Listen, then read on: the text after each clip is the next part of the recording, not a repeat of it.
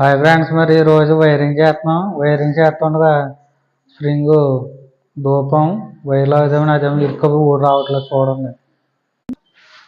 ఇదిగోండి బయట లోపల నుంచి బయటికి ఎలా వస్తుంది, మనకి కిందకి వెళ్తుందండి.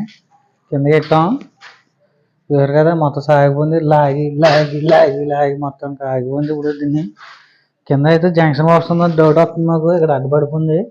ఓకే, వెనక ముందుకు కూడా వెళ్తలేదు, లాగాలి. గొట్టం అయితే ఈ లైన్గా ఉంది. మనకి ఈ జంక్షన్ బాక్స్ ఈ లైన్లో ఉంది. ఇక్కడ తేడా ఉంది.